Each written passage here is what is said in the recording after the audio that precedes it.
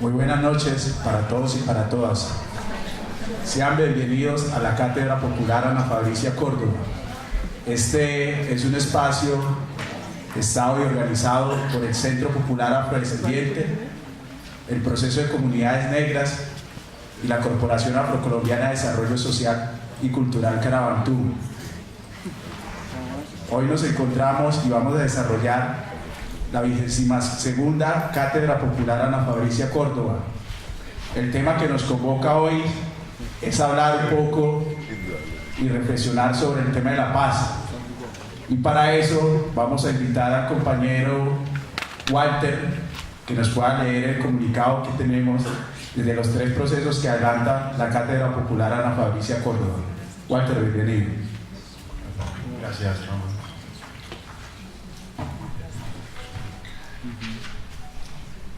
Buenas noches, bienvenidos y bienvenidas, un cálido abrazo prieto a todos y todas y un saludo especial a la senadora Piedad Córdoba, bienvenida.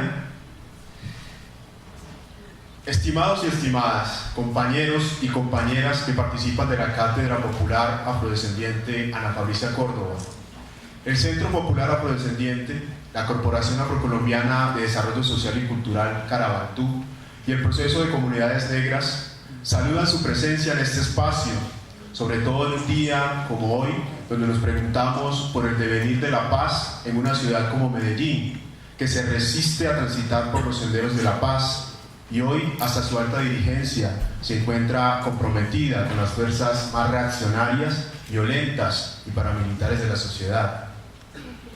Es esta una convocatoria en forma de grito para que reflexionemos en torno a las tareas que aún necesitamos asumir para regalarnos a nosotros y a las generaciones venideras una sociedad mucho más vivible, una ciudad reconciliada con los sectores populares y excluidos, una sociedad que deja en el pasado su ética tanática para dar paso a la participación política, acceso a la tierra y a una reforma urbana que dignifique nuestras vidas.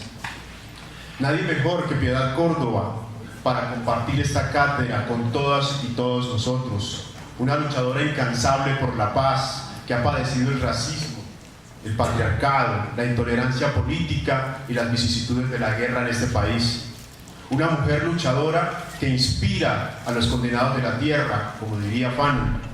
En últimas, pensemos seriamente, ¿podremos vivir en paz? De seguro que otro mundo es posible. Les comparto esta poesía. El negro soy yo, Vicente Valencia Romaño. Negro tuve el día, negra fue mi suerte, negras son las aguas que la alcantarilla vierte. Negro es el dolor que sale del alma, negro fue el balance cuando la empresa pierde. Negro es el mercado que vende las armas, negra es la pobreza, negra es la muerte.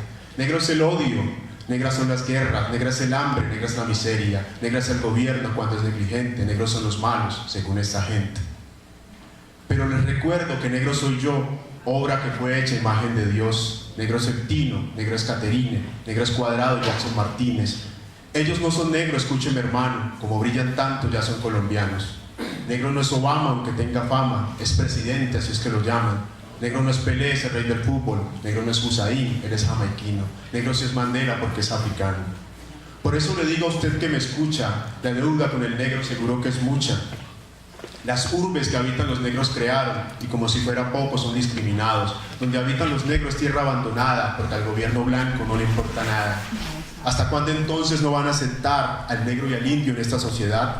Reflexión hermano, basta de jactancia, si eres racista eso es ignorancia.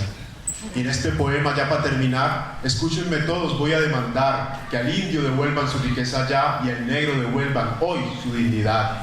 Dividen la raza siendo solo una, causando molestia y hasta enemistad. Ejemplo nos dan la raza animal, que solo se matan por necesidad. Amarillo y blanco, indios y negros, ¿por qué se dividen? ¿Por qué no se aman si la raza es una y se llama humana? Ashe, hermanos y hermanas, bienvenidos.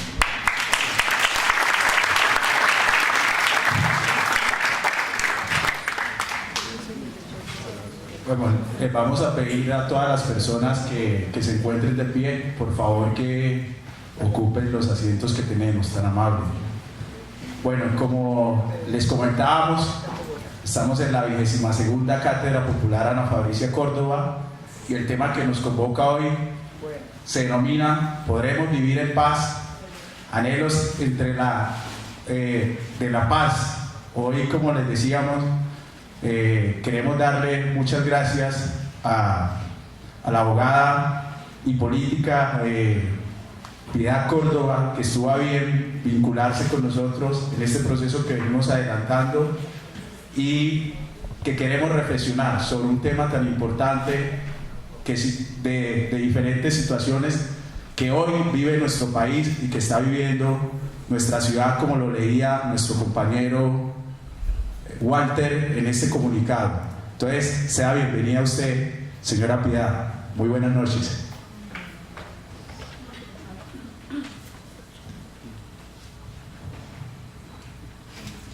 Bueno, muy buenas tardes, ya casi noches a todos y a todas. Muchísimas gracias a Carabantú, la Corporación Afrodescendiente, que tiene a bien invitarme a participar con ustedes esta noche, a intercambiar y aprender y a soñar con la posibilidad de la ilusión de construir un país en paz.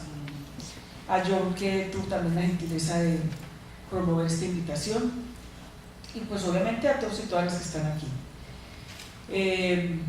Tuve la oportunidad de conocer a Ana Fabricia en todas las tareas y activismo que hicimos aquí en la ciudad de Medellín, no solamente en la defensa de lo que significaba precisamente el desplazamiento, su gente, también en su dignitud y su negritud, e igualmente en el trabajo que durante mucho tiempo ella también hizo, no solamente por las víctimas, sino por las mujeres, y sobre todo por las mujeres negras en general.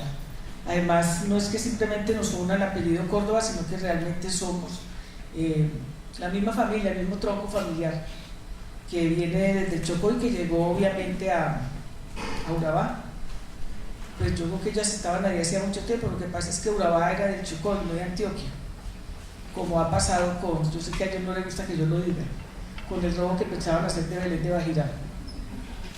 No porque estén preocupados porque los negros allá sean muy pobres, para absolutamente nada. Muy preocupados porque ya habían otorgado licencias de excavación y de exploración a empresas como Ashanti Gold, la compañía que llaman Diamantes de Sangre, la misma que generó toda esa miseria, pobreza y derrame de sangre en Sudáfrica, la tierra de Mandela. Y por eso yo creo que eso tiene mucho que ver con la lucha que Ana Fabricia tuvo que dar, que la convierte en una de las heroínas de nuestra patria, pero que obviamente, como decía el compañero, que tuvo a bien además antecederme en el uso de la palabra y que da lectura a un poema debe ser de un negro, ¿no? No lo conozco. ¿Ah? ¿Es chocuano? Chocó tiene muy buenos poetas negros. Y América en general, pero no son tan conocidos como Langston Hughes, el norteamericano. ¿Lo conoces? Bellísimo, ¿sí o no? Que ahí tiene un poema que se llama Yo soy negro, yo soy América. Y pues obviamente que me dio muy duro su asesinato. Hicimos mucho trabajo para no dejar en la impunidad ese asesinato. Tratamos mucho de proteger infructuosamente a su familia, porque después mataron al hijo de ella también. Pero yo creo que lo más importante del legado de que ella deja es precisamente seguir creyendo en estas causas, y fundamentalmente a nosotros, los que nos cabe el orgullo de ser afrodescendientes, luchar realmente por un país donde yo pudiera decir como en Bolivia, que es un país plurinacional, porque aquí está el pueblo negro o afro, y está el pueblo indígena también, mestizo, campesino, pero que es absolutamente invisibilizado precisamente por estas castas del poder, derechas oligárquicas, económicas, religiosas, políticas, que a pesar de una constitución tan importante como la Constitución del 91, sobre todo en su parte emotiva de derechos fundamentales, nos hizo soñar a muchos y a muchas que íbamos a construir igualdad a partir precisamente del reconocimiento de lo que significaba la pluricultura, un país multiétnico y pluricultural. Pero yo diría que eso se fue quedando más bien en letra muerta, porque yo, analizando con mucho tiempo después de la Constitución del 91, y anoche lo discutíamos en una reunión que tuvimos, de la Constitución que inspiró esa Carta Magna, ya no queda sino el olor, porque 52 reformas a la Carta Magna no perdieron el espíritu real de lo que iba a ser esa Constitución del 91. Pero de todas maneras yo creo que sí dejó algo muy importante, y fue, así eso se hubiera anulado también con el tiempo, el reconocimiento de esa pluriculturalidad, y que dio lugar precisamente a que nosotros pudiéramos luchar en el Congreso con mucha dificultad lo que fue la Ley 70, ¿no? Como se conoce, Ley de Negritudes, que da lugar también a una serie de instancias que han permitido, yo diría que de alguna manera positiva, visibilizar las luchas del pueblo negro. Ahí logramos nosotros incorporar lo que fueron las 2 curules de negritudes, pensando fundamentalmente que fueran como las circunscripciones, las 10 circunscripciones especiales, darle voz a los que no tenían voz. Bueno, ya aquí se sabe cómo terminaron, ¿no?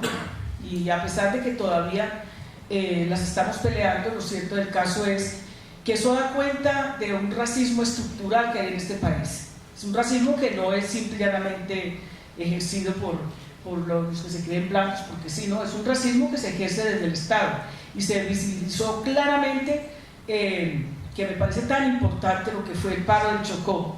Yo estuve ahí, participé, apoyé, como también igualmente Buenaventura, y de manera muy, muy somera y pasajera lo que fue Tumaco, pero que sí da cuenta, como el Katrina en Estados Unidos, cuando se lleva casi todo Luisiana, de la pobreza y de la miseria en la que vivían los afrodescendientes allá y aquí, y eso no es casual.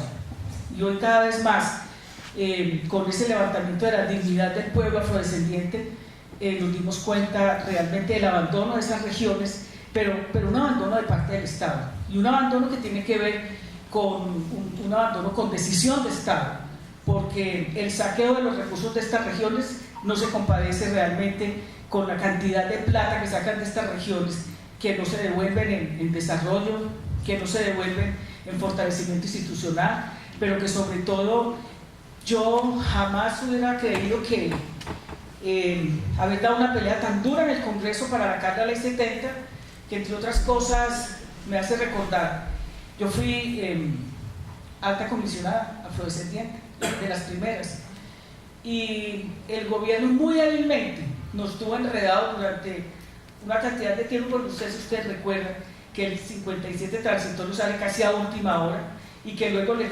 colocan una condición resolutoria para decir que si en determinado tiempo no se reglamentaba la Constitución, el gobierno, que en ese entonces era Gaviria, lo iba a sacar con un decreto con fuerza de ley. Bueno, casi lo logra,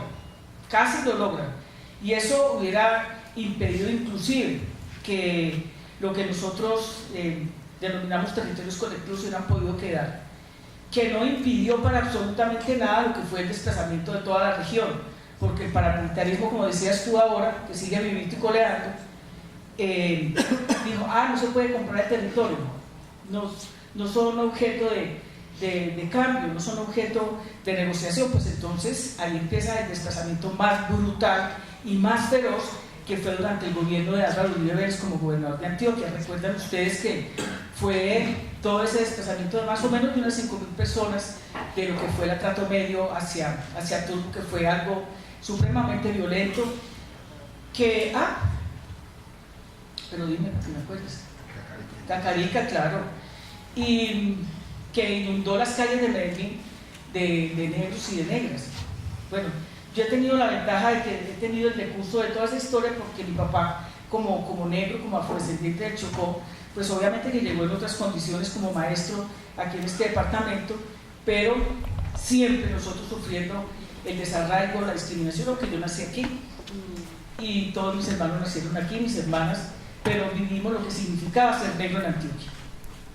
Ya anoche discutíamos eso con un negro que apenas se dio cuenta que era negro hace como 2 meses. Sí, porque eso pasa. pero siquiera sí o no, no le está reaccionando lo más de bien. Muy contenta con eso. No, y él es negro y no se había dado cuenta que era negro. O sea, tiene todo el fenotipo, pero él no se había dado cuenta que era negro porque estudió en otra universidad. Pero cuando ya le empiezan a decir, usted no llega sino hasta aquí, usted no puede pasar de aquí, entonces se empieza a dar cuenta que esto no es ningún juego. Y que no es lo mismo ser negro en Antioquia que ser negro en el Chocó. Es muy distinto. O sea, jugar de local a jugar de visitante. Aunque ya hemos nacido aquí.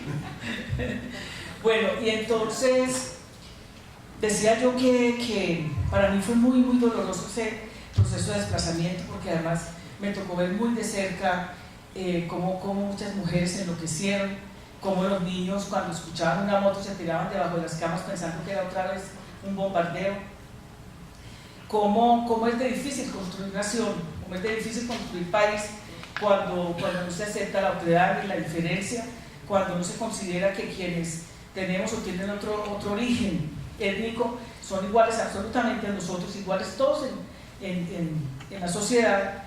Y este proceso ha sido muy violento para el pueblo afrodescendiente de este país.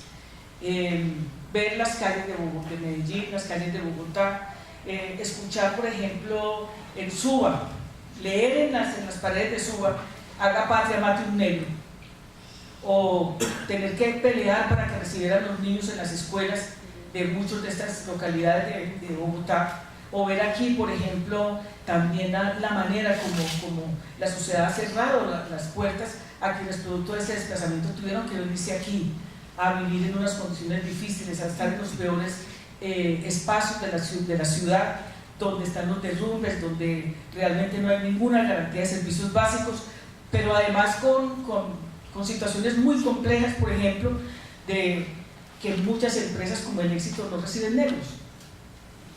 Si ustedes me encuentran una cajera negra, me gano la lotería.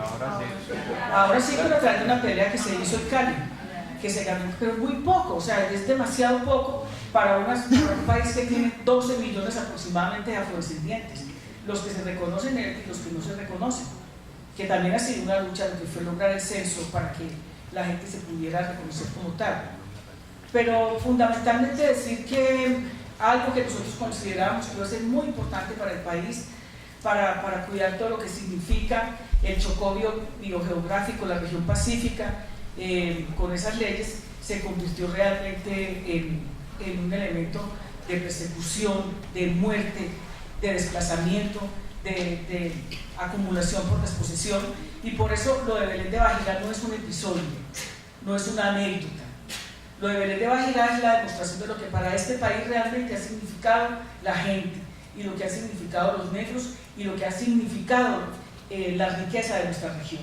Porque entre otras cosas, si algo le ha hecho daño a este país es el modelo económico que tenemos, un modelo que ha desindustrializado el país a partir de las políticas más duramente del gobierno comienza con Barco, pero se endurece con César Gaviria, que fue toda la apertura económica que permite la llegada indiscriminada de las multinacionales. Y yo quiero aclarar que yo no estoy en contra de la inversión extranjera, pero no de cualquier manera, y tampoco estoy en contra de la inversión privada, porque entonces como crecemos. Pero lo que sí no puede ser posible, que es algo que preocupa muchísimo, es que está pasando en los territorios donde la insurgencia ya está saliendo y que está siendo copada por el paramilitarismo. Y en ese orden de ideas es muy preocupante, porque uno de los objetos del deseo de estas multinacionales es precisamente la región del Pacífico, llena de tanta riqueza. Yo les quiero contar que yo hice el debate sobre la defensa de Belén de Bajirá, del Chocó. Bueno, me gané cualquier cantidad de editoriales, negra en tantas varias de Antioquia, negra chocuana, como que ser negra chocuana fue un defecto o un delito, y tuve la oportunidad de darme cuenta por las investigaciones que hicimos en el Congreso.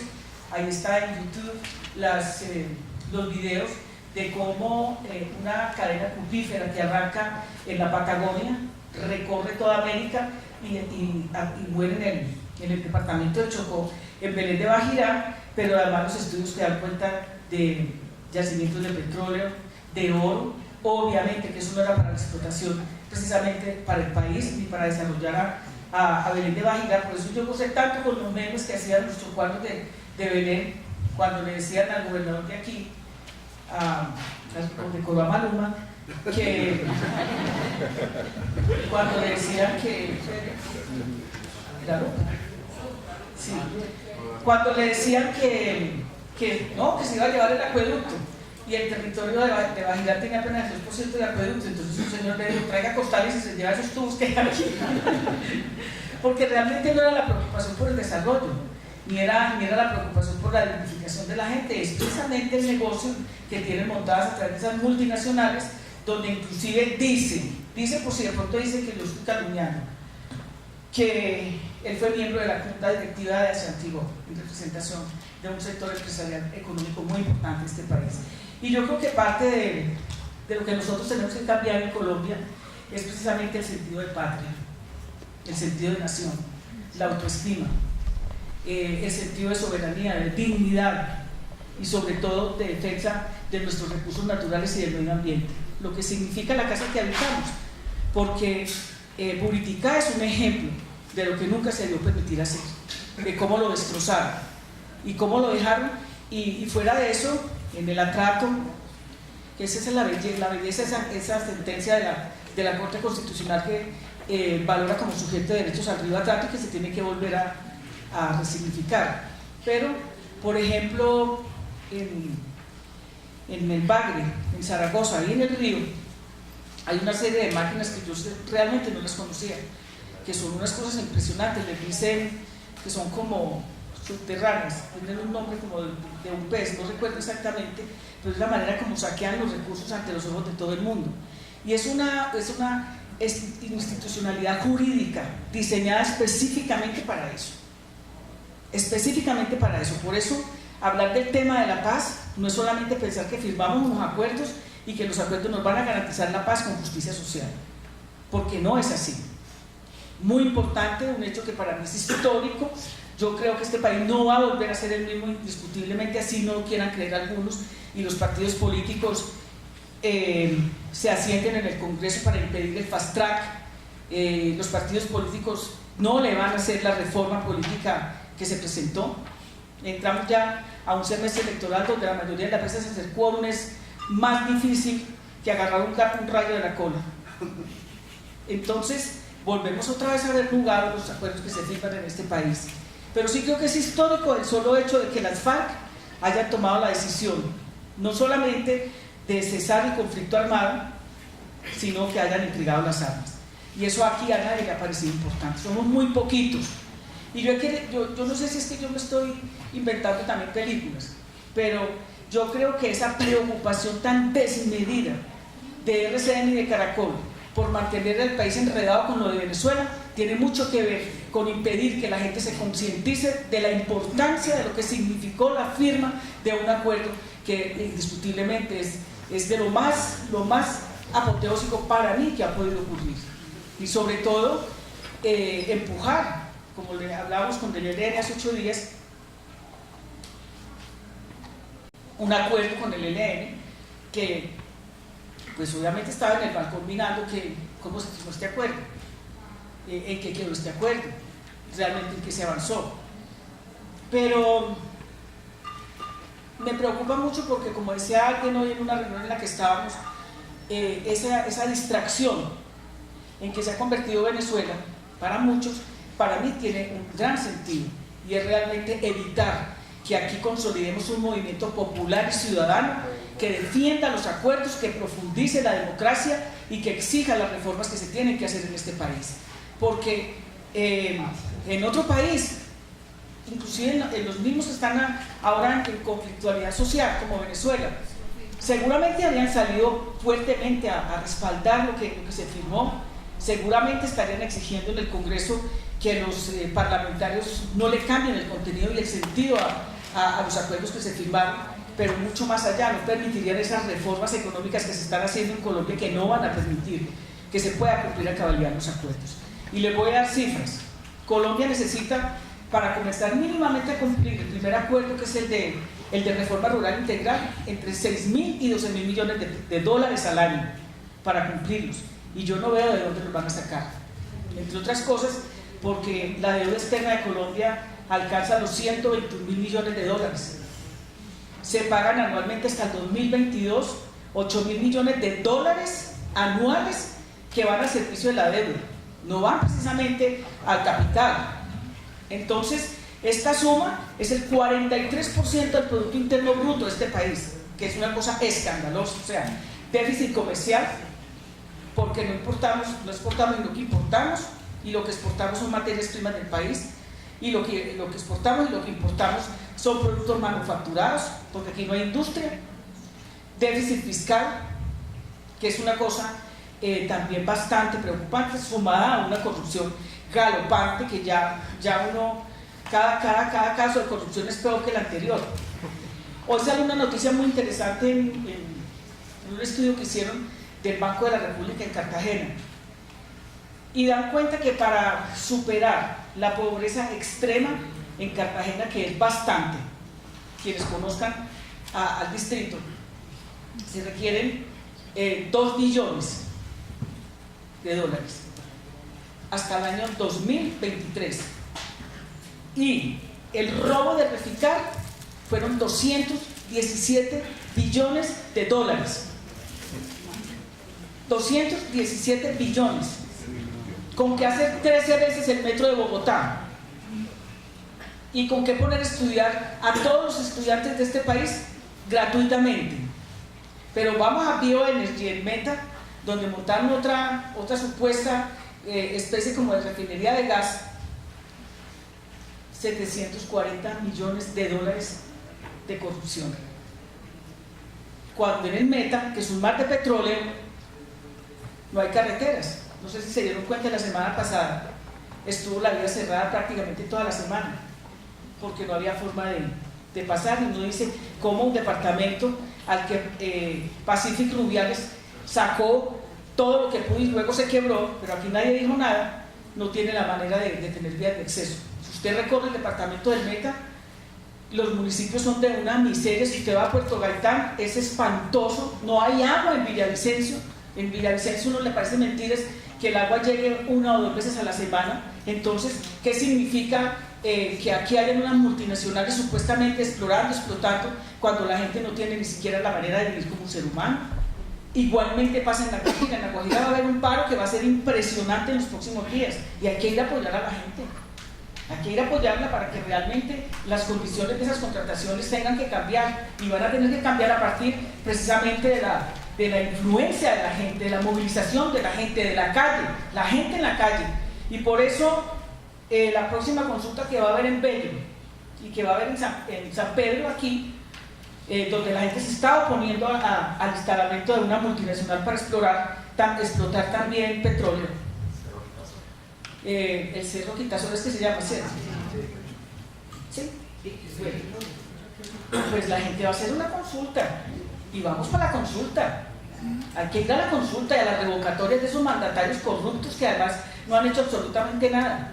Pero fuera de ello, miren, yo les cuento que yo estuve en Cumaral hace como un mes antes. La consulta fue a finales de junio. Sí. Nosotros fuimos a apoyar a los habitantes. Cuando llegamos nos dijo la gente, ya nosotros sabíamos que está bien preparado allá. Entonces, cuando llegamos allá, que nos teníamos que ir, que no podíamos apoyar a la gente, que nos fuéramos, y que ellos además iban a ganar la consulta. Yo estaba con un grupo de hombres y de mujeres organizando y consiguiendo y dando apoyo para que la gente se pudiera movilizar como a los 15 días, y llegó el jefe de los paracos de allá a decirme que me tenía que ir, y que además estábamos equivocados. Yo le dije, dirá usted lo que soy, yo me quedo aquí con la gente, porque esto no es de ustedes, esto no es territorio apache, y ya estamos cansados de que ustedes amenacen a todo el mundo y que nos metan miedo, y que entonces vamos a desbaratar la consulta. Pues miren, la hicimos y ganamos con el 95%. O sea, el 5% votó no, el 95%, 97% votó a favor de que no hubiera exploración.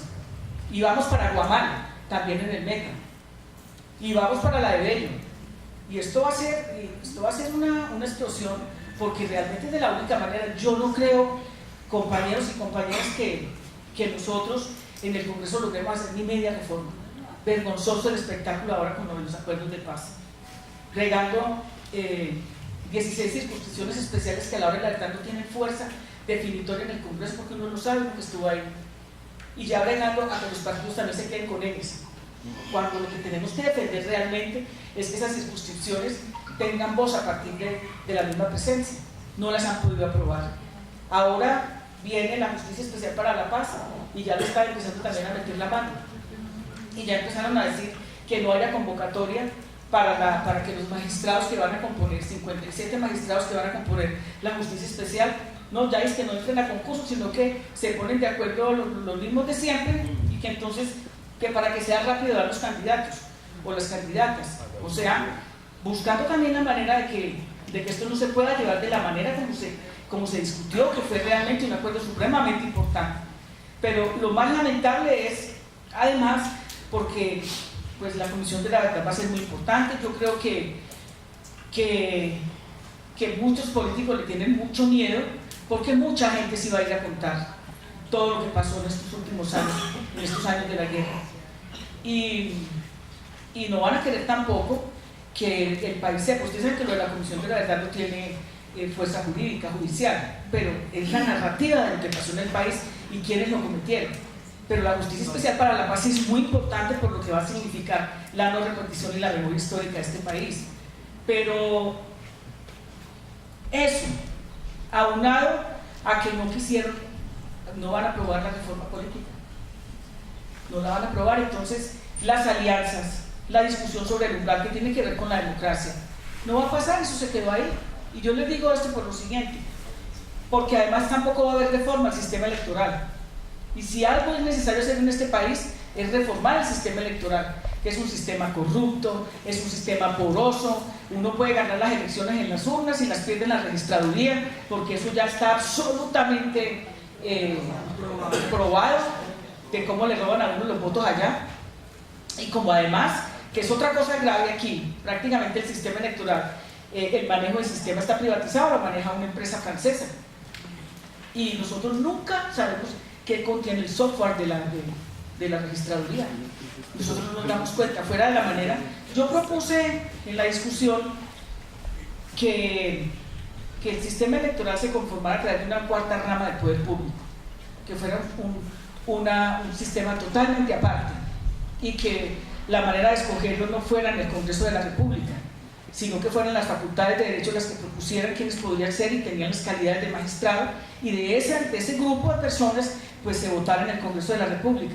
Salieron a decir que eso era castruchadismo, que eso era imposible, que colocar el voto electrónico aquí no se podía, que simplemente van a hacer unas mínimas mediciones. Pero es absolutamente claro, compañeros y compañeras, que no quieren ninguna reforma al sistema electoral, ni tampoco profundizar la democracia, porque los que están detentando el poder económico y político de este país no quieren ningunos cambios. Y eso va a ser una pelea que nos toca a nosotros, o sea, nos toca a la ciudadanía, a la gente. Y por eso es tan importante los mecanismos de participación, por eso es tan necesario empujar los cabildos abiertos para poder dar todos esos debates y discusiones de reformas que se tienen que dar en el país. Y la gente se tiene que politizar, porque lo más preocupante del país es la ignorancia política tan impresionante que tenemos. Y sobre todo que ha permitido, mire, nosotros tenemos el nivel de abstención más alto de América, incluidos los Estados Unidos. Aquí no vota sino el 40% de la gente. Y hay un 60% de personas que no votan, que no participan. Y ahí es donde uno tiene que empezar a pensar, mucha gente no vota, participa, ¿qué voy a votar? Sí, claro, si en algún momento está desvencijado el aparato político de este país es ahora. Pero eso es que hay que incentivar para que salgan a votar y muestren el poder. Es que eso, por eso digo yo, muy importante los mecanismos de participación, muy importante mover a la gente a través de las consultas, es decir, cómo nosotros nos vamos a conectar con el cotidiano, con la gente, con lo que a la gente le importa. Y les voy a dar otra información más, miren, aquí un 1,5% de personas detentan el 20% de la riqueza del país. Aquí hay 5 bancos que tienen prácticamente el 90% de la riqueza del país. Sarmiento Angulo es el hombre más rico de Colombia, 11.000 millones de dólares, dice Forbes que es su fortuna, pero a su vez es el dueño del tiempo, pero a su vez maneja la plata de las vías y a su vez tiene la plata de la vivienda de interés social. Y a su vez, supuestamente, el Banco Agrario para el tema de Odebrecht le prestó la plata a los tipos esos y la tenía el señor Sarmiento Angulo, pero él dice que no sabía que esa gente de Odebrecht era ladrona. Dice que no tenían ni la menor idea. El Grupo Santo Domingo, la segunda fortuna más grande del país, dueño del periódico El Espectador y de parte de Caracol, pues obviamente va a valer.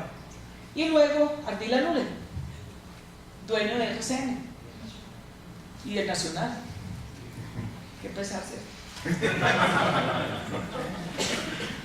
Entonces, ¿qué genera el sistema financiero de este país en empleo? 1.5% de empleo. Y concentra estas cifras tan impresionantes. Ustedes se dieron cuenta de lo que fue el primer trimestre.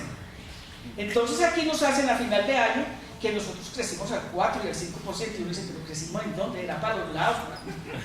Creció el sector financiero, que no redistribuye riqueza. Entonces, nosotros no podemos pensar, y yo lo que quiero es dejarlo reflexionando sobre eso, porque yo veo muy difícil lo que se viene. Nosotros, el presidente dice que sí, que está instaurando mecanismos para perseguir el paramilitarismo, ya van 300 en este año y yo no veo que cojan a nadie. Y nosotros tenemos el ejército más grande de toda la región comparativamente con Brasil, que tiene 4 veces la población de Colombia. Y es imposible que todo este aparato paramilitar pueda hacer de todo, matar casi en los ojos de la misma gente, y ellos no se dan cuenta de nada, no persiguen a nadie. Hay un copamiento en las regiones, y lo que están haciendo es preparándose para que las multinacionales entren definitivamente a la extracción de la riqueza, cuidados por el ejército y por la policía, por los impuestos de nosotros. Y yo creo que en eso nosotros tenemos que empezar a actuar muy seriamente. Cuando usted estudia toda la tasa, lo que es las tasas impositivas de este país, es muy lamentable. Para mí es muy doloroso darse cuenta aún que el sistema financiero prácticamente no paga impuestos. Están exonerados. Que el sistema, todas las multinacionales, en su gran mayoría, no pagan impuestos. Todos esos traslados que traen y todos esos equipos pesados para extraer la riqueza entran como maquinaria agrícola y no pagan impuestos. Es imposible que... Yo tengo una preocupación muy grande con la corrupción, porque ¿quién no está de acuerdo en acabar la corrupción? Es como cuando le preguntan, ¿usted quiere la paz? Pero la lucha contra la corrupción no puede ser un titular, no puede ser una carátula de semana, no puede ser una carátula de cromos. La lucha contra la corrupción tiene que ser un compromiso real y político de un Estado, que comienza también con los contenidos educativos. Pero les voy a dar otra información. En estos días, un amigo mío se molestó conmigo de Cali, porque yo le dije que es ridículo esa cosa de referentes para bajarle el sueldo a los congresistas. Y me dijo, pues sigue diciendo eso y no vas a sacar ni un voto. Yo le dije, no, es que yo soy seria. ¿Usted sabe cuánto se gana el presidente de Ecopetrol? Y me dijo, no me acuerdo. Le dije, no, es que no sabes. Se gana $30.000 mensuales. Y el que le sigue se gana $25.000 mensuales. O sea, se gana $90 millones al mes. Perdón, de pesos. 90 millones de pesos al mes. Sin las arandelas. Que ya ustedes se imaginan cuáles son. Los torcidos. Y esto me llevó a mí a investigar con lo de Reficar. Yo me puse y le dije a los muchachos en mi oficina, búsquenme la junta directiva de Reficar, ¿quién es? Pues la junta directiva de Reficar es el presidente de Ecopetrol, es el ministro de Hacienda, o sea, toda la gente que está en el Banco de la, que está en el Banco de la República, que está en planeación, que además de eso también está en Bioenergy, pero que también están en las juntas que tienen que ver con la Drummond y todas estas empresas multinacionales que se han saqueado en el Cerrejón, pues claro que se han saqueado este país, pero las investigaciones con ellos comienzan y no terminan. Y yo les dije a los muchachos, bueno muchachos, vayan y se fijan en qué universidades estudiaron. London School of Economics, MIT, Los Andes, Harvard. Que yo le decía a mis hijos, no vayan a meter a ninguno de los nietos míos a esas universidades porque los preparan para rateros, pero en forma, pues, para robarse berracamente el país y sin que se les dé nada. Pero como son los mismos, entonces ellos brincan de una empresa a la otra. No que los están investigando, no que van a vincular, no que sí los vinculan. Y a la gente que se roba una gallina le clavan 6 años. O una pasta de Maggi como en Cali. Y por eso decía yo, la corrupción es el aquí roba el que tiene el conocimiento, el que tiene el acceso, la posibilidad de llegar allá. El señor de Ecopetrol no tiene que hacer campaña. Yo creo que escasamente conoce el Jockey Club, ese que volaron en Nogal. El ministro de Hacienda también, pero no tiene que hacer campaña, no tiene que hacer política, simplemente tiene que ir a cócteles, ir al Fondo Monetario Internacional, estarse allá unos meses, o al BID, y volver. Y se quedan en las empresas más importantes y hacer lobby en el Congreso para que cada vez que haya una propuesta de reforma no toquen absolutamente nada. Y mientras aquí no toquen absolutamente nada de esa estructura tributaria, hablar de la paz es muy difícil, es imposible. Por eso decía yo, a mí me parece muy querido el doctor de la calle, pero yo por él no voy a votar. Y yo voy a decir, ¿por qué? Por 2 razones. Primero, a mí no me van a llevar de la nariz nuevamente a decir que hay que votar porque viene el diablo y que el diablo es Uribe. Los diablos son todos, ellos están todos allá metidos. Y si usted se pone a identificar, el modelo que defienden es igual. Y yo los invito a que ustedes miren las últimas reformas tributarias de Pastrana para no irnos más atrás. ¿A quién han clavado? Lo máximo que nosotros logramos, eso fue en el gobierno de Gaviria. En esa reforma tributaria fue el IVA social para las madres comunitarias.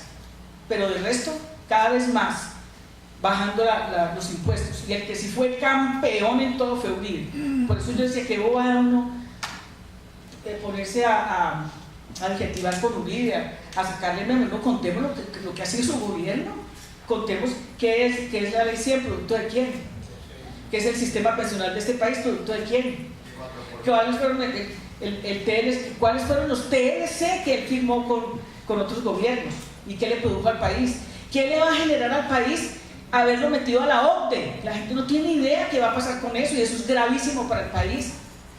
O qué le va a generar al país, qué le significa al país que esta gente no pague impuestos y que los impuestos los pague la gente pobre.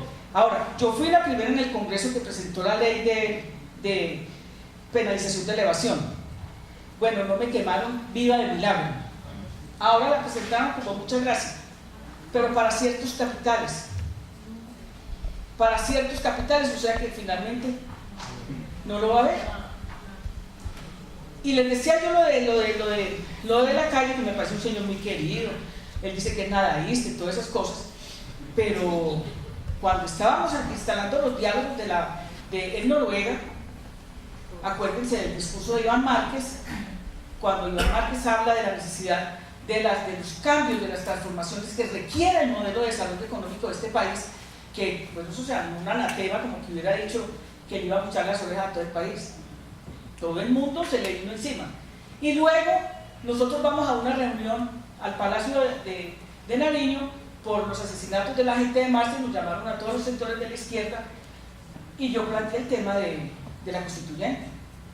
Yo dije, yo no creo sino que Colombia tiene la necesidad de hacer una asamblea nacional constituyente para lograr las reformas que requiere el país. Yo no vi una persona más radical en contra que de la calle, ni siquiera el mismo presidente de la República. Y yo digo esto para complementar y terminar y decir que si aquí no hay una constituyente, este país va a ser absolutamente inviable en todos los órdenes. Porque aquí no hay una derecha, aquí hay varias derechas. Aquí hay una derecha económica, aquí hay una derecha política, aquí hay una derecha religiosa, una derecha cultural y sobre todo una derecha religiosa que se nutre precisamente de la ignorancia de la gente, porque aquí mucha gente no entra a la universidad, aquí mucha gente no termina el bachillerato, Yo alabo enormemente el paro de los maestros porque yo sí creo que se avanzó significativamente en la reforma al sistema general de participación, pero una derecha, que por ejemplo nosotros somos el 4º país en el mundo de violencia contra las niñas, el 5º, y el 4º país de violencia contra las niñas y los niños, y el 5º país en el mundo de abuso sexual, y el 4º, el 3º, el 2º, el primer país de la región, segundo país de la región en embarazo adolescente. Tenemos niñas embarazadas de 9 años, de 10 años, y que entre otras cosas pues les da preeclampsia porque ese cuerpecito no está preparado para dar a luz ni para tener un embarazo. Pero ¿a quién le debemos eso? A esa derecha religiosa que no deja hablar ni de salud sexual ni reproductiva, porque es que hablar de salud sexual y reproductiva no es enseñar a poner un condón, ni es tampoco repartir, decir mucho la partida del otro día, porque ni siquiera de eso, pero tenemos un problema muy grave.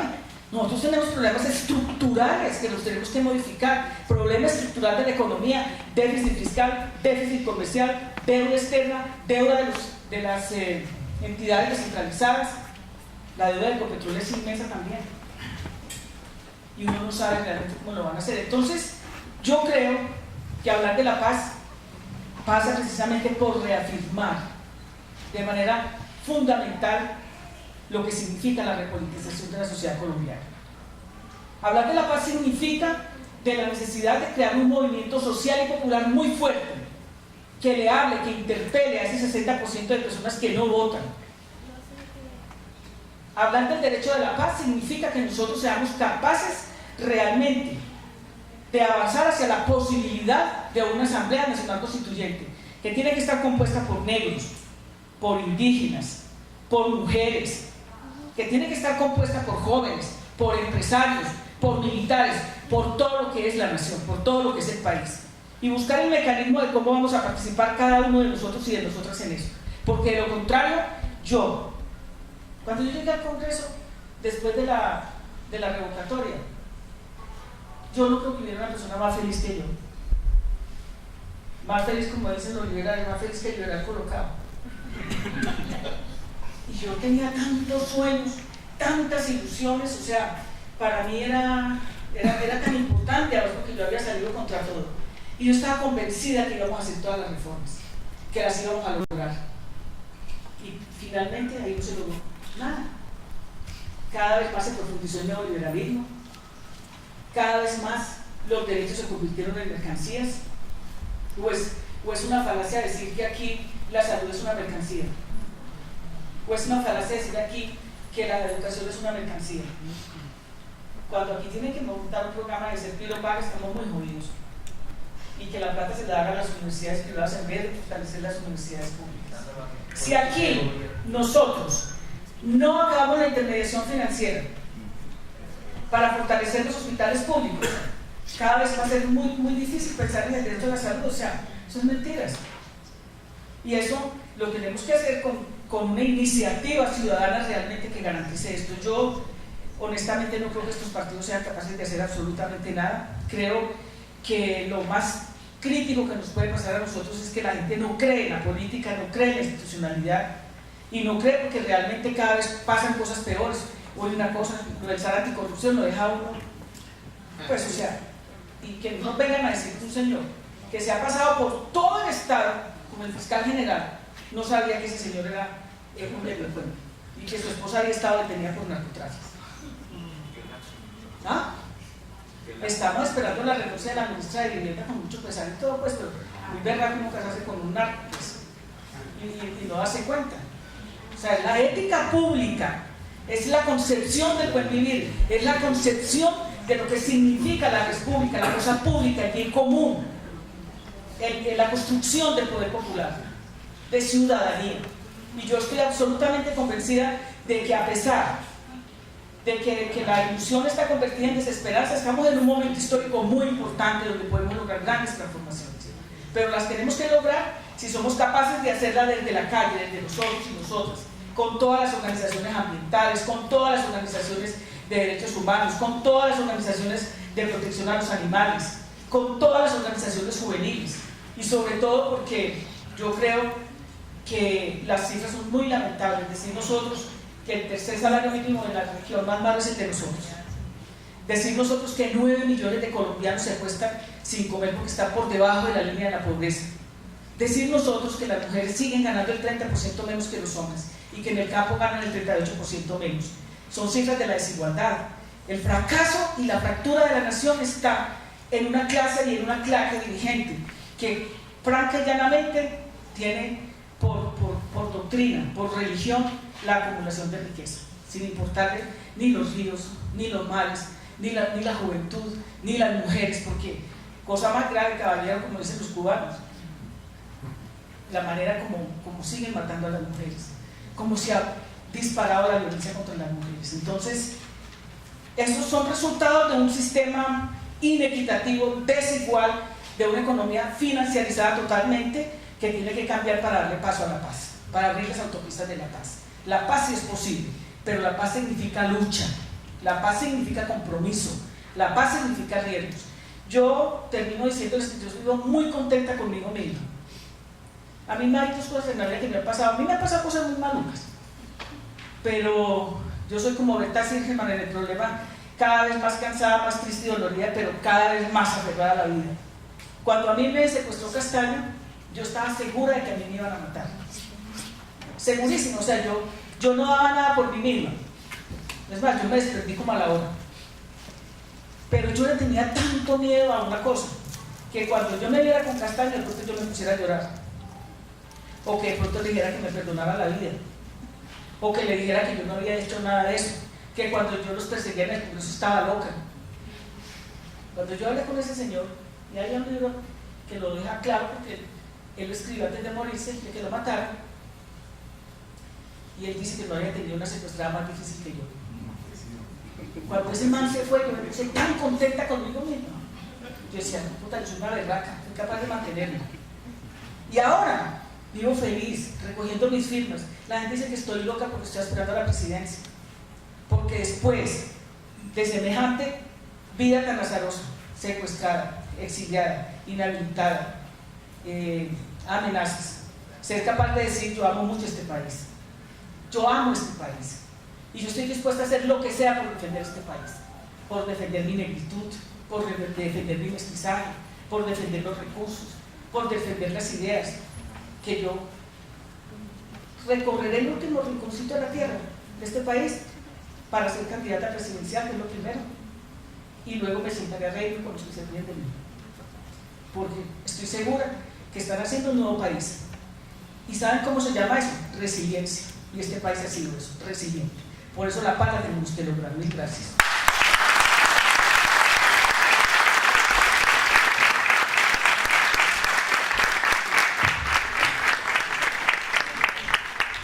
Bueno, le damos muchas gracias a la abogada y política Piedad Córdoba por su intervención.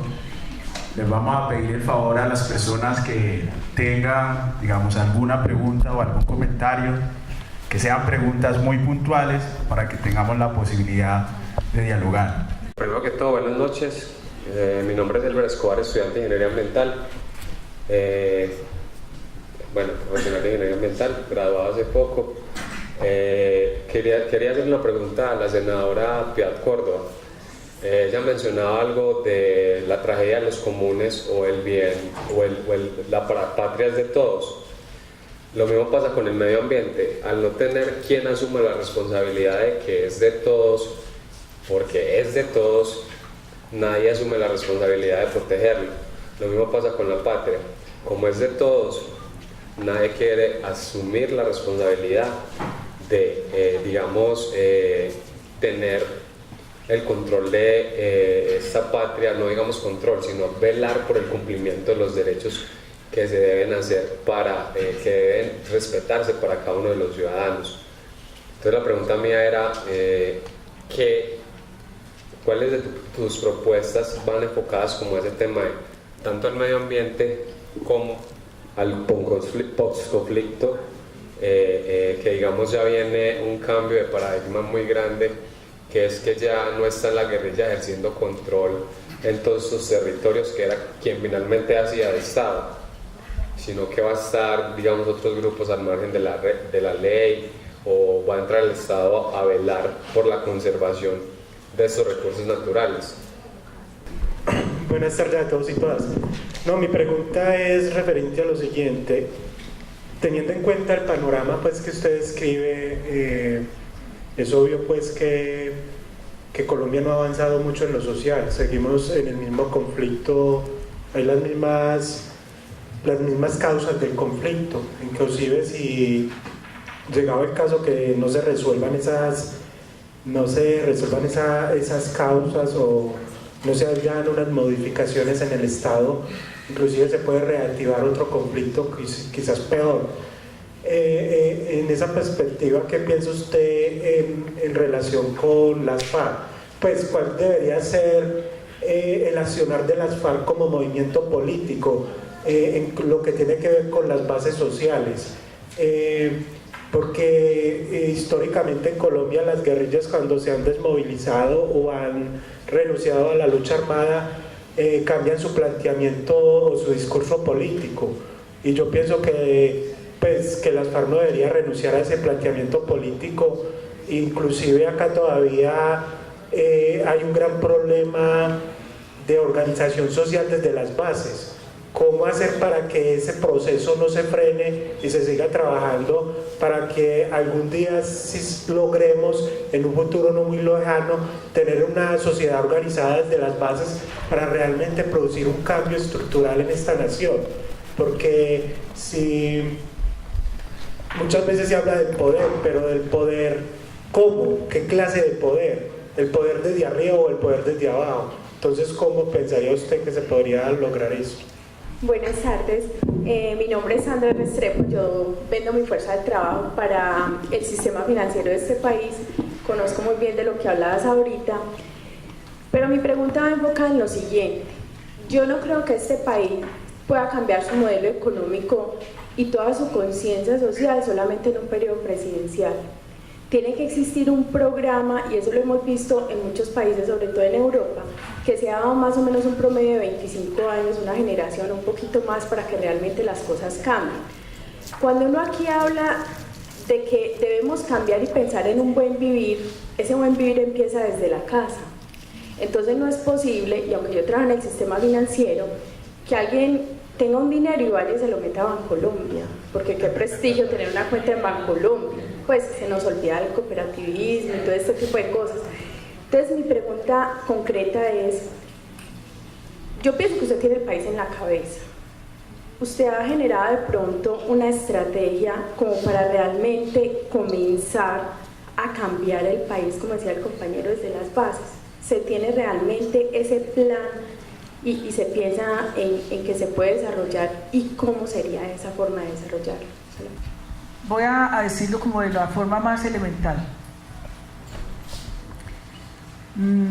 no con tanto academicismo. La pregunta sobre el bien común, sobre el buen vivir, sobre el vivir bien, que no es lo mismo que vivir mejor, sobre lo que significa el empoderamiento de una sociedad sobre los bienes públicos. Aquí no hay ese concepto. Y no lo hay, entre otras cosas, porque ahí lo vemos de la manera como se lo roban y cómo la ciudadanía en muy pocas partes del país logra, por ejemplo, hacer veeduría ciudadana para cuidar precisamente lo que es la construcción de la obra pública.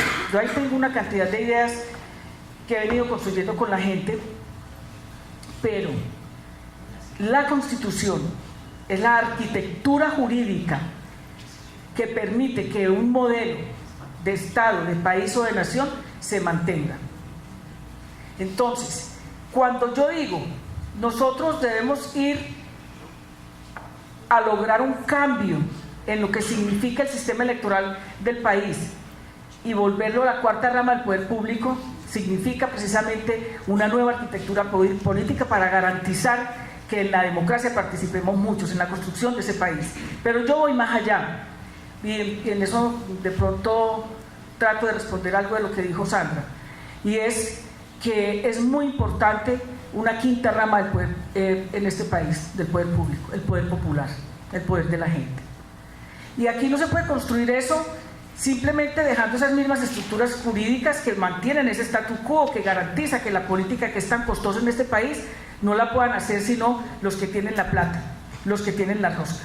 Ustedes han visto que aquí son 5 familias las que se repiten el poder, y nosotros vamos a ir a unas elecciones que donde si no hacemos nada, el que se elige es Vargas Lleras, y miren para atrás, ¿de nieto de quién? Así de sencillo. Entonces, cuando yo le digo a usted, nosotros tenemos que hablar del bien común, no significa que nadie mande o que nadie se va a encargar del medio ambiente, como decías tú, o que nadie se va a encargar de las instituciones, de los programas, de las políticas públicas. No, se cambia, pero de otra manera. Es decir, es el pueblo mandando también, es ampliando la democracia, es posibilitando que la gente pueda acceder al poder. Y para poderlo lograr hay que cambiar esas estructuras jurídico-políticas que mantienen a la gente por fuera de la construcción del poder. Y eso explica muy en todo lo que es precisamente ese 60% de gente absolutamente adversando la democracia, porque no le interesa, porque no le importa, porque no le llega, porque no le resuelve nada, porque la persona no cree en la administración de justicia, porque la gente aquí, por ejemplo, cuando ve lo de la corrupción de la fiscalía, cuando ve que vendían las sentencias en el Meta en estos días, que se destapó ese otro escándalo, porque estaban favoreciendo a los paramilitares, cuando a la gente no le dan ni la posibilidad de que la vivienda la pueda defender porque no tiene empleo, la gente se resuelve sus problemas como pueda. Cuando aquí no hay una política pública seria para poder hablar de lo que significa el cooperativismo, la economía solidaria, lo que significa mínimamente empujar la industrialización del país a través de la pequeña y la mediana industria. A mí me da mucha pena decir una cosa que la voy a decir aquí, mire, ese señor de las pirámides, no me acuerdo, Murcia, a ese señor no lo cogieron porque aquí estaban muy preocupados porque iban a robarle la... No, el sistema financiero estaba berraquísimo porque la plata estaba circulando por otro lado, y fue por eso que lo extraditaron y lo mandaron para otro lado. Y ahora que alguien le dijo el 4 por mil, el 4 por mil no lo van a quitar precisamente porque los señores del sistema financiero dijeron, ay, pobrecita la gente con el 4 por mil.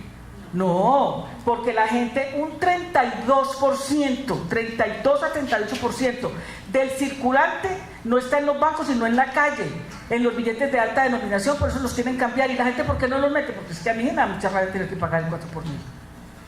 Entonces la investigación que hicieron es para empezar a combatir la evasión, a combatir la ilusión y a obligar a que la gente consigne nuevamente en los bancos. Es una arquitectura jurídica para mantener un statu quo. Entonces, cuando nosotros vamos a hablar del bien común, que es lo más importante, porque es que la riqueza del país no es de 2 o 3, no es de las 12 familias que explotan el puerto de Buenaventura, porque la privatización de la operación portuaria fue una decisión política, y al privatizar la operación portuaria sacaron a la gente, mecanizaron la operación, y el desempleo de Buenaventura es del 77%. Entonces, ¿qué tenemos que hacer nosotros? Discutir, masificar el discurso sobre el bien común, sobre lo que significa realmente la importancia de la cosa pública, pero fundamentalmente fortalecer la organización popular desde abajo. Y eso no se va a lograr, como dice esto, en un gobierno. Eso es una pelea política muy dura, muy difícil, porque lo cierto también del caso es, miren, cuando estábamos en el plebiscito, yo siempre estuve muy preocupada y varias veces se lo dije al presidente, ustedes aquí no hacen pedagogía, ustedes no están haciendo pedagogía, la gente no tiene la menor idea qué significa que haya paz en el país, al menos que cese el conflicto armado, porque el conflicto social está cada vez peor. O sea, la gente se está concientizando de las carencias, de lo que significa la pobreza, la miseria, la frustración, y no la hicieron, porque no les importaba, porque no les interesa. Y por eso cuando hay una encuesta, cuando hay encuestas, no se pongan a fijarse en el negativo del uno o del otro. Eso vale, iba a decir una vulgaridad, eso vale nada. Las candidatas no dicen palabras. Bueno, cuando usted mira la encuesta, ¿saben en qué lugar de preocupación está la paz? En el 7º lugar. En el 7º lugar. O sea, a mucha gente. Y yo les recomiendo la revista Semana, que algunas veces trae cosas buenas, pero trae un análisis, y El Tiempo también sacó algo la semana pasada, sobre por qué las 15 causas por las cuales a la gente no le importa ni le interesa la paz. La gente no tiene claro que lo que vivió la gente en las regiones de las masacres, del desplazamiento, de la persecución, del desarraigo, no es bueno para la gente ahora que ya no lo tiene, mínimamente no lo tiene. Tiene obviamente una serie de guerras que tenemos nosotros, violencias cruzadas que tenemos nosotros, que van a seguir persistiendo, porque viene la pelea precisamente por lo que significa el territorio. Y yo quiero decirte, yo no soy de las FARC, no he tenido el honor de que me inviten a participar en sus filas ni en el partido, pero yo no creo que las FARC vayan a dejar el discurso. En el Yaril, en la conferencia que hubo en el Yaril, ahí sacaron un documento muy importante que sigue sosteniendo precisamente muchas de las luchas y de las causas que ellos enarbolaron durante mucho tiempo, y estoy absolutamente convencida. Y yo diría una cosa, las FARC deberían aprovechar esta oportunidad y sacar un candidato de ellos, o uno. ¿Saben para qué? Para que el país escuche cuáles son sus propuestas, para que sepan cuáles son sus propuestas, qué fue lo que no pudieron lograr durante la discusión del acuerdo de paz. ¿Por qué? Porque el gobierno no los dejaba hablar. Y muchas veces les dijimos que les permitieran hablar para que le explicaran al país, que les dieran siquiera 15 minutos cada 8 días, para que la gente supiera qué era lo que se estaba debatiendo, qué era lo que se estaba discutiendo, que entre otras cosas no es el acuerdo de la paz entre las FARC y el gobierno, es un acuerdo para la nación, porque mínimamente ellos lograron producir a partir de eso varias cosas, entre ellas el censo rural, de la misión rural, que fue muy importante y que da cuenta de la miseria tan brutal que se vive en el campo, todo lo que se tiene que hacer para poder poner a producir el campo, y en ello pues obviamente los desajustes que hay entre lo rural y lo urbano. Pero reitero, yo creo que no creo que abandonen no creo que la abandonen. Ahora lo que sí hay que tratar es de que no los maten, para que podamos hacer política, sí, en serio. Lo que se viene es pólvora, como dicen. Lo que se viene es muy serio, muy difícil. Entonces, yo creería que obviamente esto no se va a lograr de un día para otro, pero yo sí creo que esto, con el transcurso del tiempo, y sobre todo con una gran posibilidad de unidad del campo popular, del campo democrático. Y esto no tiene que llamarse ni izquierda ni derecha. Esto se tiene que llamar de qué manera nosotros somos capaces de superar esa pobreza mental que nos permite a nosotros, que no nos permite a nosotros avanzar hacia una posibilidad de la unidad. Cómo nosotros, y aquí empato con el tema que decía Sandra, de que empiece en la familia, el contenido de la educación.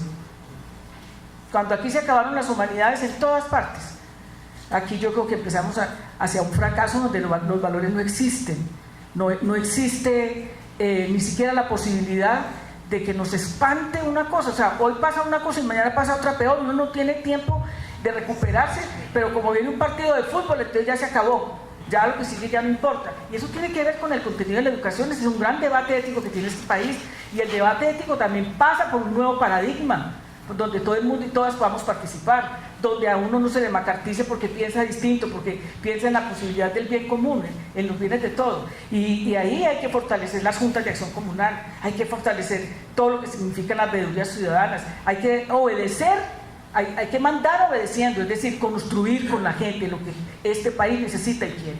Y eso, si nosotros somos capaces de hacerlo directamente como organizaciones populares, va mucho más allá. Miren, yo creo que sí es muy difícil el momento en el que estamos, porque los partidos no van a soltar nada, pero también yo creo que sí va a haber un cambio, que sí hay un nuevo cambio, que sí hay un aire.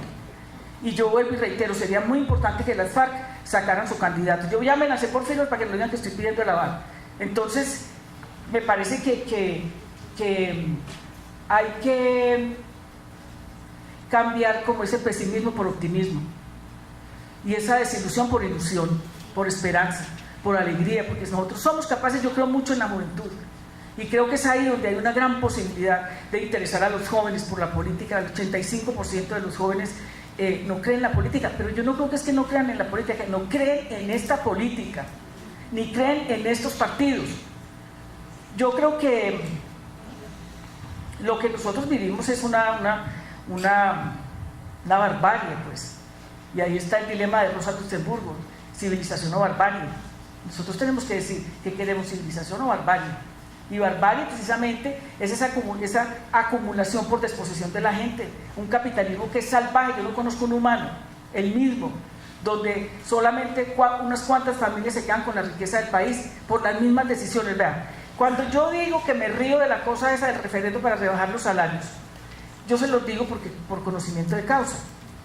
Yo estuve en el Congreso y hay personas como yo que tenían que vivir del salario, viajar por todo el país, pero hay mucha gente que no va por el salario. Los Char no van por el salario, el grupo ese de la Mazda no va por el salario. En esas comisiones económicas se define la política cambiaria, crediticia, financiera del país. Entonces, como ellos tienen empresas, ¿qué hacen si no les pagan? Si los negocios que hacen corriendo una coma o corriendo un punto en un inciso o en un artículo, los enriquece de la manera más brutal. Ahora, si nosotros vamos a bajar el salario de todo el mundo en este país, de los parlamentarios, bajémonos a todo el mundo y subamos el salario mínimo. Pero no que los sectores que son satélites del Estado, que nadie vigila, que nadie supervigila, entonces tienen unos salarios que son una cosa brutal. Por ejemplo, nosotros ¿para qué vendemos el petróleo de este país? ¿Para qué lo exportamos? El 51% de Estados Unidos. ¿Para qué lo exportamos si a la hora de la verdad el precio del petróleo bajó tanto que también es parte de la crisis fiscal? Eso déjenlo aquí para la reindustrialización. Lean un informe que salió hoy sobre la crisis energética del país, donde dicen que en 3 años ya no va a haber ni gas ni petróleo. Entonces, ¿qué vamos a hacer nosotros aquí? Ya salió Molucco. ¿Ah? Ya salió Molucco. ¿Qué es eso? Pozo de gas. Ah, sí, pero venga, le cuento otra cosa.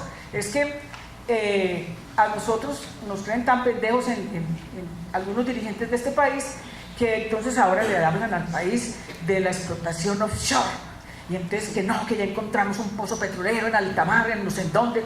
Esa es la explotación más costosa de la tierra, más cara del universo, más destructiva de que cualquier cosa. Eso no se justifica, porque aquí Ecopetrol, que tiene tantos ingenieros de tan alta calidad, de las mejores universidades que salieron del país como la UIS, deberían haberse dedicado a buscar energías alternativas. Nosotros tenemos el Chocó, el Caribe, los llanos, porque no han sido capaces de no solamente de abaratar los costos, sino en investigar y en ampliar la luz solar. En La Guajira, Empresas Públicas, que es una empresa colonizadora del resto del país, de Medellín, montó energía eólica en La Guajira, pero no para los pobladores, para venderla. Eso es una infamia y uno no puede estar a favor de eso, porque eso es del país, los recursos son del país. Compraron una planta en Chile que fue el concejal Carvalho a mirar que no lo que había comprado efectivamente es súper bueno, pero solo económicamente, pero claro, ya también van a hacer una social, es una empresa explotadora en toda parte, como lo hace con nosotros Sí. acá, para donde llega. Y sobre la cual prácticamente no hay auditoría, no hay seguimiento, que entre otras cosas, y bueno, es que a mí me dan la palabra y yo me moro para terminar. No, pero ya voy a terminar de verdad. Bueno, miren, 288 contratos de explotación tiene Ecopetrol. Nadie los audita, nadie. Nadie sabe qué producen, nadie. Ningún ciudadano o ciudadana permite o exige el informe de rendición de cuentas, que sería una cosa que deberíamos exigir en este país, ¿sí o no? Cuando a mí me saca el procurador, a mí no me sacaron por lo de las FARC, que eso es mentiras. Esa fue la pantomima, porque el país se sensibilizaba a favor de eso. Y acuérdense pues que estaba Uribe en todo su apogeo además. Entonces me montan toda esa descaracterización y obviamente el país lo iba a permitir. No fue por eso, es que yo era miembro de la Comisión Quinta, que es el sector productivo del país, y yo tenía información y además seguimiento de que Pacific Rubiales estaba maquillando la contabilidad. Fuera de todos los sindicalistas que quisieron meter a la cárcel, fuera del destrozo de Puerto Gaitán, de los indígenas que asesinaron y desaparecieron. Entonces yo hice un debate violento en el Congreso y me conseguí con una gente que me dieran la contabilidad real de Pacific Rubiales, y le demostré al ministro que él estaba mostrando una contabilidad que no era, donde supuestamente los tipos casi que nos estaban haciendo un favor, y yo le demostré, eso está en el Congreso de la República, y yo le demostré realmente lo que los tipos estaban sacando y saqueando del país. El procurador, como este país no tiene memoria de nada, era consultor de Pacífico Rubiales. Bueno, con razón lloraba el niño. Entonces, antes de eso, porque esa mayoría de la gente toda era venezolana, los ex PDVSA, me mandaron con un colombo italiano un cheque en blanco y me dijeron, póngale lo que quiera, póngale los ceros que quiera, y que quiera, yo le dije que se larguen del país, porque realmente el daño que le hicieron a este país fue brutal. Se quebraron. Aquí ha habido alguien que haga un debate de qué pasó realmente con Pacífico Rubiales. Algún congresista lo ha hecho, algún congresista le hizo seguimiento. Nada, a nadie le importó. Yo les voy a decir una cosa, el programa se construye con la gente. Yo no es que sepa mucho, lo que pasa es que yo me voy a donde la gente y le pregunto, le digo que me inventé cosas, que qué tal cosa, que qué pasa aquí, que me den pistas, que yo estudio, que tal cosa. Si nosotros, para completar la respuesta de lo que tú me dijiste, le exigiéramos a esas multinacionales que el 50% de las utilidades se quedaran en el país, en los sectores estratégicos, era una forma de ir cambiando el país de manera paulatina. Pero aquí nosotros no podemos seguir, y ese tiene que ser el grito de independencia de los colombianos y de las colombianas. Nosotros no podemos seguir permitiendo que unos señores que en 6 meses se pueden ganar 5 o 6 billones de dólares, se lleven toda la plata como que fuera capital golondrina. Y aquí no queda absolutamente nada, no queda media inversión en ninguna de las regiones. Mínimamente que fueran capaces de decir, nosotros nos vamos a encargar, aquí en el Meta, donde supuestamente se van a entregar tierras para ponerlas a producir, nosotros nos encargamos de que la plata de las utilidades, siquiera 50%, entre a jalonar lo que va a ser el primer punto de desarrollo rural integral. Mínimamente deberían de pagar siquiera un impuesto para la paz. Mínimamente deberían hacer eso. O sea, nosotros no podemos seguir tan de espaldas a la riqueza de este país y que se la sigan llevando, impactando el medio ambiente, que no se puede recuperar. No se recupera de la noche a la mañana. Mire lo que pasó en el Chocó. Tiene en la investigación sobre lo del río Atrato dado cuenta de que un chocobana tenía como el 250% de mercurio de cualquier persona en el cuerpo. Y eso nos toca a nosotros. Es a nosotros a los que nos toca eso. Entonces, ay, bueno, muchachos, ya.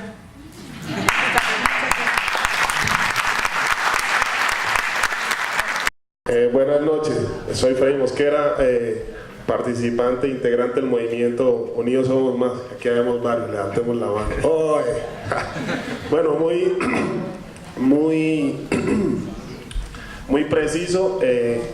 Más que una pregunta, quería pues como hacer una intervención respecto como a lo que la doctora plantea. Siento que es como una posición de que no hay cambio y que no hay fuerza y que esto no va, que esto está como mal, no sé, pues lo evidenciaba ahorita en la primera intervención. Ahorita en esta última parte se veía como que hay más salida, ¿no? Yo creo que esta finca que tenemos aquí en Colombia la han explotado tanto que no van a acabar con ella y que todavía tenemos que ser optimistas y trabajar por ella, unirnos. Creo que lo de la paz es algo fundamental, que Santos se la apostó todo, y para mí, por ejemplo, ha sido el mejor presidente de Colombia porque lo logró, y pues, independiente de las posiciones de cada persona, porque le ha apostado a los afros, porque le ha apostado a los indígenas, porque logró este proceso y Colombia va a transformarse ahora. Y yo creo que todos tenemos que hacer parte de eso y tenemos que seguirnos uniendo para lograr el cambio que se viene para Colombia. Y así lo estamos haciendo aquí y espero que sigamos todos en esa misma línea. Solo esa intervención. Buenas noches, Andrea Holguín, estudiante universitaria de una universidad pública. Señora Córdoba, usted comentó que los canales Caracol y RCN pues no le dan la suficiente importancia al proceso de paz.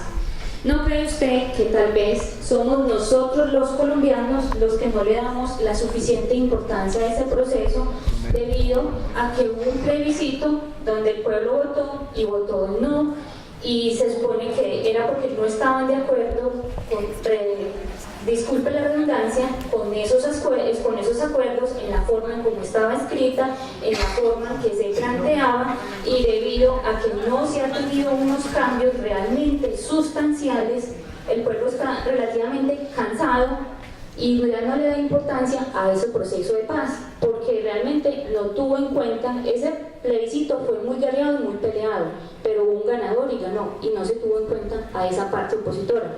¿No cree que no son esos canales, sino el pueblo colombiano el que está cansado y el que no le haya la suficiente importancia a ese proceso de paz? Gracias. Bueno, antes de terminar ahorita, después de la intervención de Piedad, vamos a ver un video muy cortico, de 1 minuto. A ver, no, yo creo que el pueblo colombiano ha sido un pueblo que ha sido capaz de soportar todo esto, y que además yo diría que si no hubiera sido más que todo por la capacidad de resistencia, de resiliencia en las regiones, de la movilización indígena en muchas regiones, del movimiento de víctimas, de lo que significó todo este proceso social que desbarató y dio lugar a que se pudiera hacer el acuerdo, pues obviamente que esto no estaría hoy aquí. Yo no estoy diciendo que no haya salidas, yo soy una persona que me considero muy optimista. Cuando todo el país no le apostaba a la paz, la bandera nuestra era la paz, por encima de lo que fuera. Y cuando nadie creía en el acuerdo humanitario, era la bandera.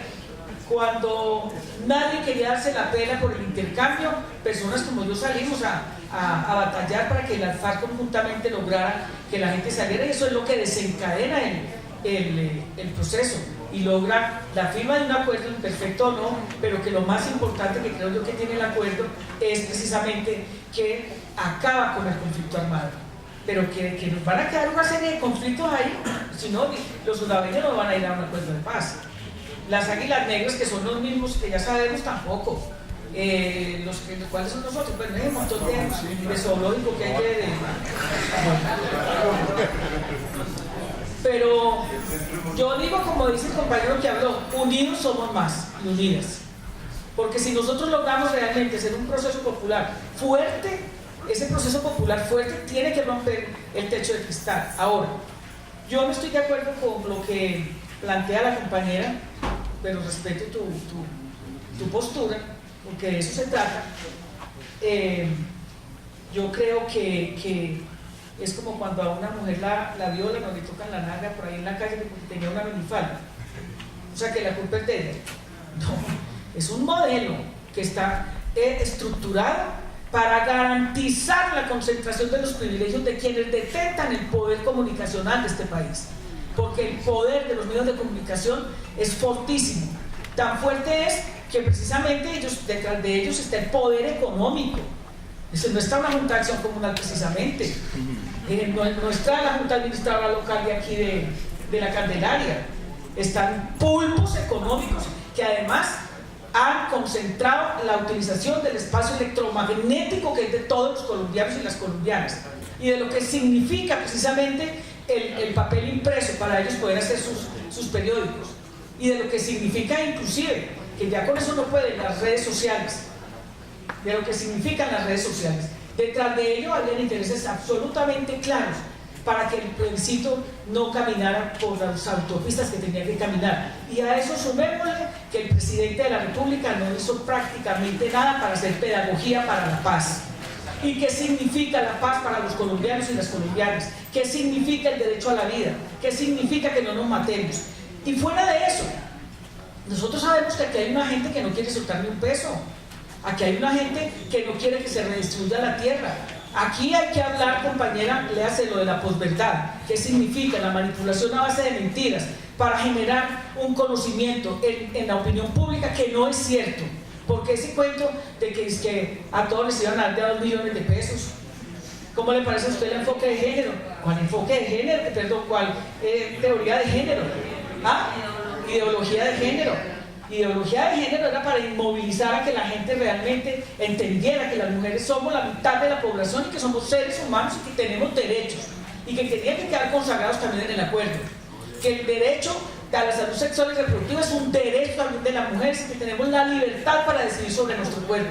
y sobre nuestra sexualidad y sobre la reproducción.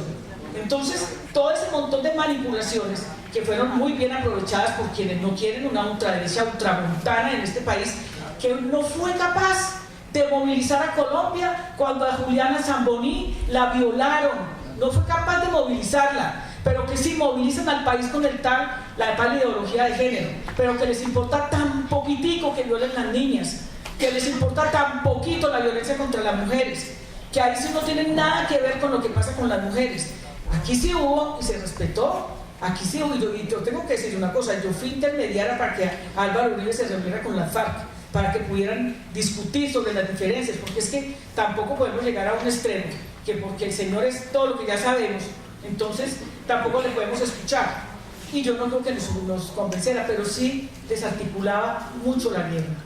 Sí, al menos le bajaba la tensión a estos debates que están permitiendo que precisamente cada vez haya una polarización más mezquina, más tenaz, que a quienes termina perjudicando por lo general es a la gente más pobre, es a la gente de las regiones, es a algunos intelectuales que se la juegan por el tema de la construcción de la paz.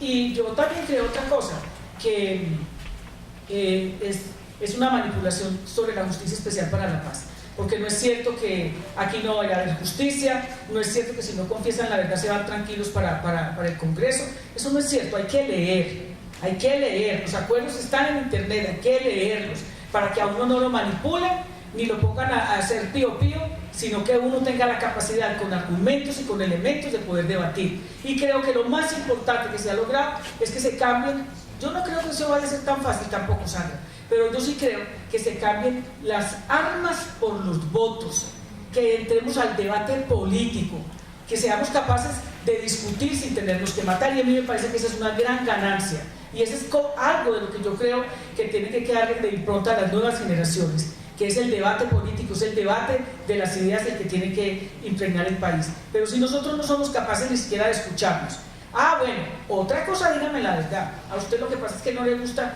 que mejor dicho, usted quiere tener 1000 hectáreas de tierra, bueno, eso es su postura. A usted no le gustan sino los ricos, esa es su postura. No, a usted lo que le gusta es que haya guerra y que nosotros vivamos los conflictos a punta de bala, esa es su postura, porque lo otro es o ignorancia, o brutalidad, qué pena, o interés en que aquí no se sepa realmente qué pasó. Imperfecto como los seres humanos,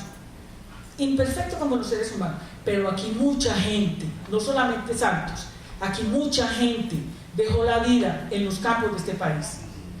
Aquí mucha gente se tuvo que ir del país porque no podía vivir aquí. Y esa gente tiene que regresar. Y tiene que regresar a vivir al país. Y tiene que vivir bien. Tiene que vivir con dignidad. Y aquí los jóvenes tienen que entrar a la universidad. No puede seguir siendo un privilegio. Y yo quiero decir finalmente, muchachos y muchachas, a defender los acuerdos. Con todo, pero con todo. Porque es lo mejor que le ha pasado a este país. Muchas gracias a la abogada y política Piedad Córdoba.